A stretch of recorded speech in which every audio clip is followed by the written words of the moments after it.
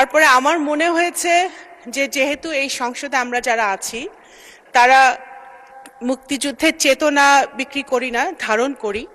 সেই কারণে আমার মনে হয় এখানে যারা বীর মুক্তিযোদ্ধারা আছেন এবং আমাদের, আপনিও বলেছেন আমাদের বিরোধী দলে যারা বসে আছেন তাদের মধ্যেও কিছু কিছু মুক্তিযোদ্ধারা আছেন, আপনার তাদের নামের আগে, আমাদের সবার নাম যখন বলা হয়, মুক্তিযোদ্ধাদের নাম, তাদের নামের আগে যদি বীর মুক্তিযোদ্ধাটা বলা হয় এবং তারপরে নামটা বলা হয়, তাহলে মনে হয় যারা ইয়াং জেনারেশন আছে, নতুন প্রজন্ম, তারাও জানতে পারে এবং মুক্তিযোদ্ধাদেরকেও একটা সম্মান দেওয়া হয়।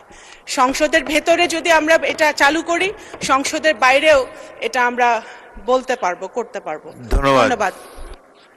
মাননীয় প্রতিমন্ত্রী ইতিমধ্যে মুক্তিযোদ্ধার সংজ্ঞায় কিছু পরিবর্তন এনেছে, যেটি এই সংসদও অনুমোদন দিয়েছে। সেটি হলো মুক্তিযোদ্ধা তিনি যিনি অস্ত্র হাতে যুদ্ধ করেছেন, বাকিরা সবাই মুক্তিযোদ্ধা সহায়ক। এই সংজ্ঞা পরিবর্তিত হয়ে গিয়েছে। এখানে কজন অস্ত্র হাতে যুদ্ধ করেছে আমার জানা নাই, তবে সাধারণত সংসদে আসন ভিত্তিক পরিচয় দিয়েই আমরা আলাপ করে থাকি। মুক্তিযোদ্ধা পরিচয় এখানে উজ্জ্বল থাকে।